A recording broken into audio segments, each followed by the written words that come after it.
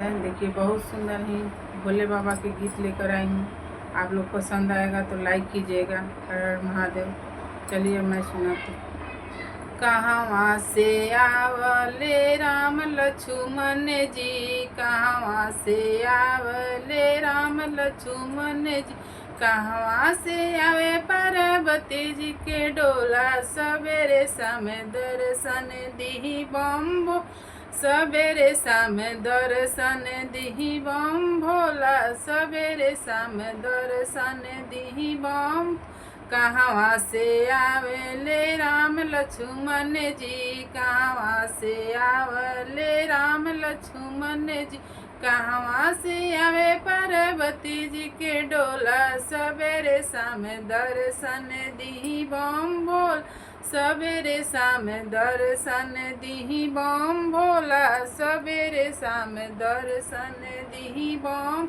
पूर्व से आवले राम लक्ष्मण जी, पूर्व से आवले राम लक्ष्मण जी, पश्चिम से आवे पार्वती जी के डोला, सवेरे शाम दर्शन दी बम भोला, सवेरे हमें दर्शन दी बम। पूर्व से आवले राम लक्ष्मण जी, पूर्व से आवले राम लक्ष्मण जी, पश्चिम से आवे पार्वती जी के डेरा पर, पश्चिम से आवे पार्वती जी के डोला, सवेरे शाम दर्शन दी बम भोला, सवेरे शाम दर्शन दी बम भोल, सवेरे शाम दर्शन दी बम।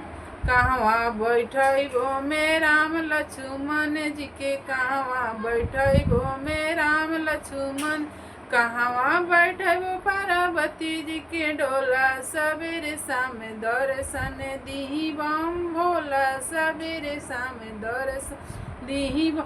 अंगना बैठबो में राम लक्ष्मण जी के, अंगना बैठबो में राम लक्ष्मण जी के, दुआरा उतरबो पार्वती जी के डोला, सवेरे शाम दर्शन दी बम भोला, सवेरे दर्शन दी बम भोला, सवेरे शाम दर्शन दी बम भोला। कहाँ बैठबो में राम लक्ष्मण जी के, कहाँ बैठबो में राम लक्ष्मण जी, कहाँ बैठबो पार्वती जी के डोला, सवेरे शाम दर्शन दी बम भोला, सवेरे शाम दर्शन दी बम भोला, सवेरे शाम दर्शन दी बम भोला।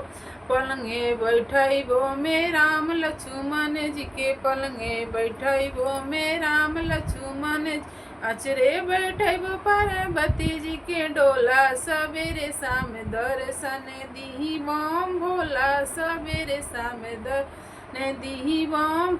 पलंगे बैठबो में राम लक्ष्मण के, पलंगे बैठबो में राम लक्ष्मण जी, अचरे बैठबो पार्वती जी के डोला, सवेरे शाम दर्शन दी बम भोला, सवेरे शाम दर्शन दी बम भोला, सवेरे शाम दर्शन दी बम भोला।